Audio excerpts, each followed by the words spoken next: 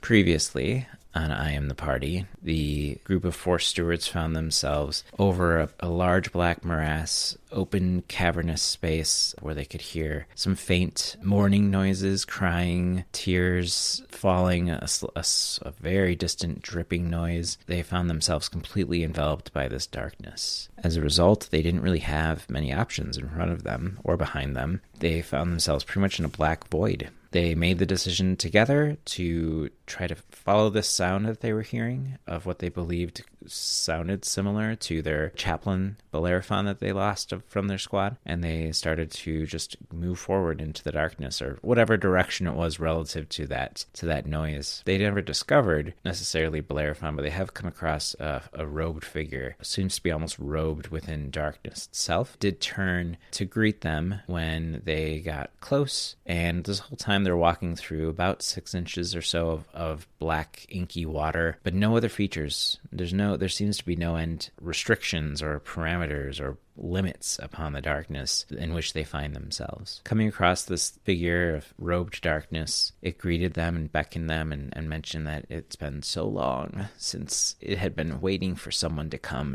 and greet it. That's where we begin. Deadlock is roughly the ranger of the group. He's holding this off-white pale orb, and it's the only thing that's casting light in this whole space. None of their torches seem to light. No fire seems to light. Talls has a light charm, and it won't seem to go either. It's just this one orb that Deadlock is carrying. Come and approach my playing field. The board is waiting. The other 3 stewards all look at Sarge, and they're not quite sure what to do either. Within the light of the orb, Sarge is able to make out that there actually are a few features, or one main feature, I should say, upon this creature's face underneath its hood. And Sarge is able to see, glimmering in the light, reflecting from the orb that Deadlock is carrying, that the creature does have a mouth. The mouth is moving, its lips are black, its teeth are also black, and reflecting a wetness about them, which is really the only way that Sarge is able to make out that the creature is moving at all, almost. And Sarge decides to come closer, and the creature, with just one robed hand or arm appendage, whatever it might be, because it's just completely covered in dark. The cloak itself that it's wearing has a slight shimmer to it, as if it's almost darker than the darkness around it. Again, this is all because of the orb, that they're able to see any of it. And it makes a sweeping motion behind it. Sarge now can see that there's a small table in the middle of this dark space, and there are 2 stools. All of this is, again,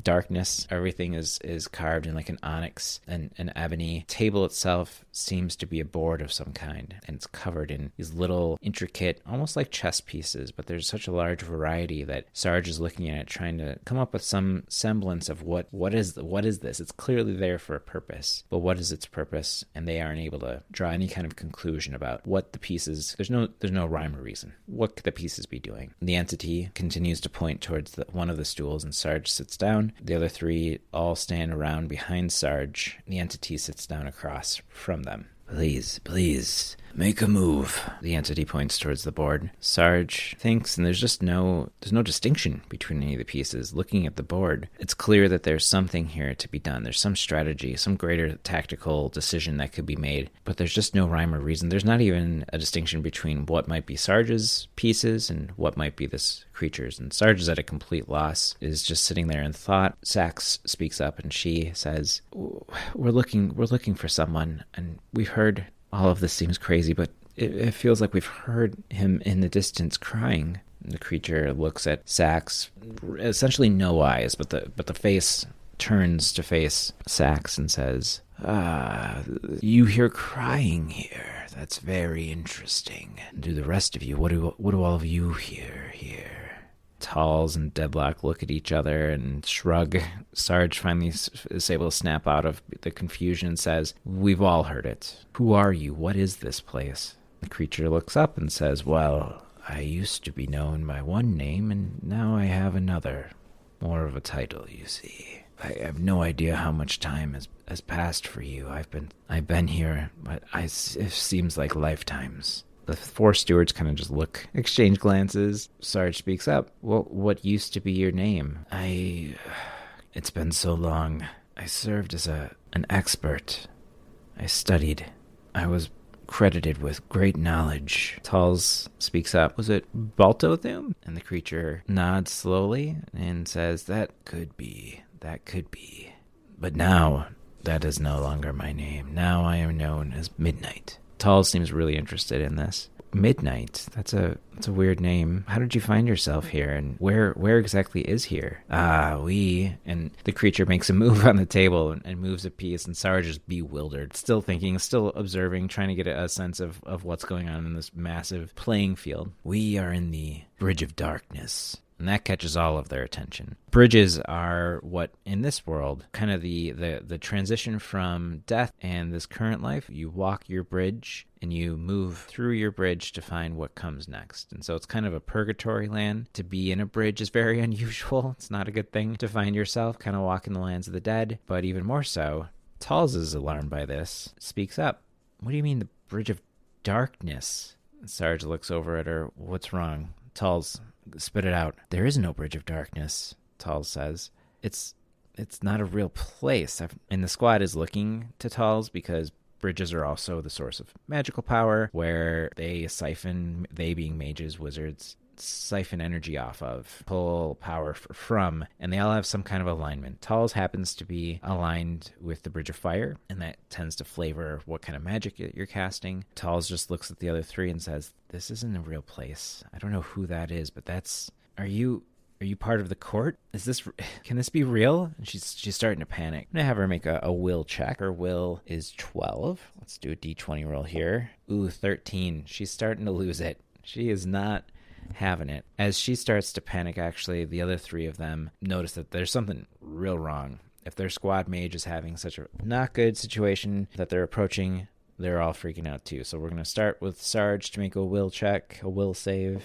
11, and I needed a 13, so Sarge is keeping it under control as best as they can. Oh, I rolled a 20 for Sax. She's lost it. She only has an 8 will to begin with, but that 20, that's a critical failure. Sax falls to her knees. Sarge immediately goes down to her, kind of hold her in place, try to keep her from falling into this water. She starts just kind of murmuring to herself that if Bellerophon were here, she seems to be lost in her grief. Deadlock will also roll. 13 out of 14. Deadlock's able to keep himself situated. He tries to start to comfort Talls, and Talls just isn't having it.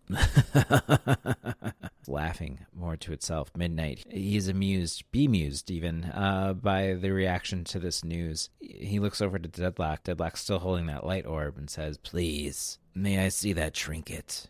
Deadlock does not look excited about that, and Sax groans in mourning for Bellerophon. Would you stop that already? And with a snap, Sax disappears. In her place, a goat, which Sarge is now holding a goat. It's the strangest thing. They fall back away from this goat. The three of them are looking on in terror as Sax has been replaced by this goat. Midnight pulls a small obsidian dagger from somewhere within the robe sleeve of his left hand, and with his right hand quickly moves to slit the throat of this goat. Blood sprays from its throat as if it's a sacrifice, and the three of them look on in terror and shock. I just needed silence. I lose myself sometimes. You, and he looks back at Deadlock, who now is barely holding on to himself. You have the will to resist me? And he's going to make another check to see, does he have the will to resist?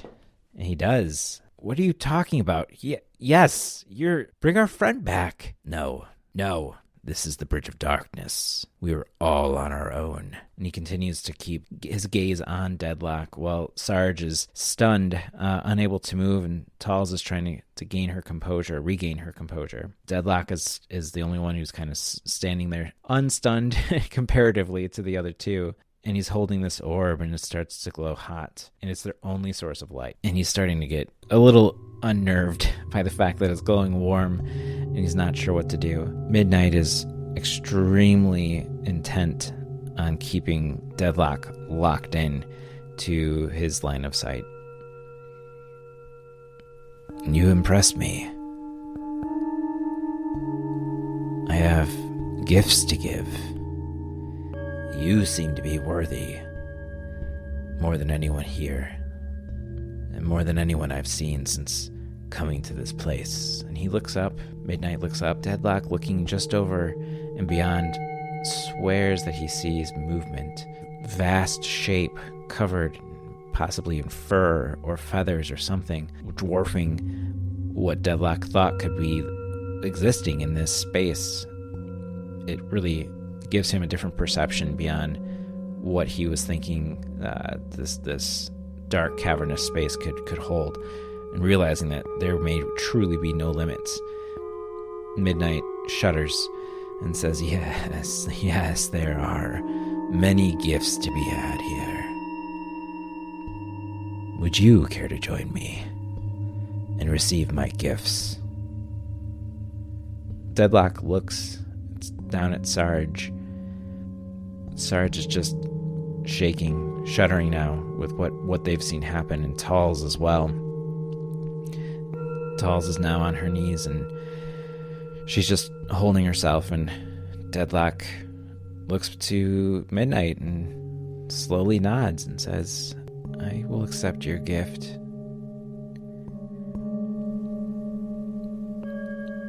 Midnight holds out his hand, and Deadlock knows that the creature in front of him wants the orb.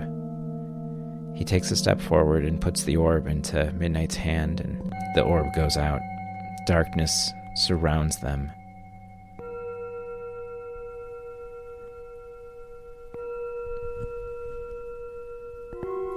It engulfs them. It swallows them whole.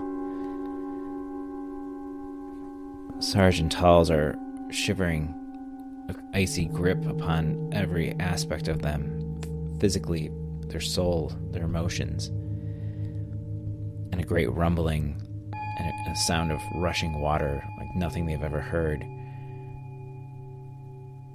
Off in the distance, it seems to be echoing all around them,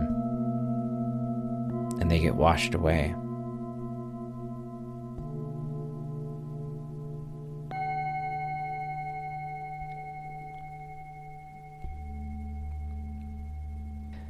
They wake up. Their whole body feels bruised, battered, but they're in a bed. They seem to have bandages covering several parts of their body, but there's sunlight. Sarge just feels pure relief, cannot believe that there's light again in the world. Looks around and realizes that they're actually in a room with walls and a ceiling and a floor and a window where the sun shines through.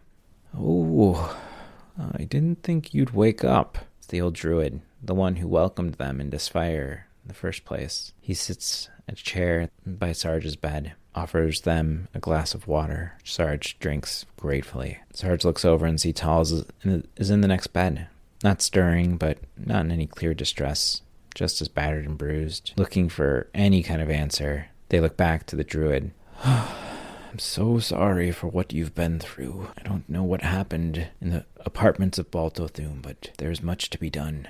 Much has happened in the weeks that have been missing. I have many questions for you. And that's where we're going to leave it. Thanks again for listening, and we'll talk again soon.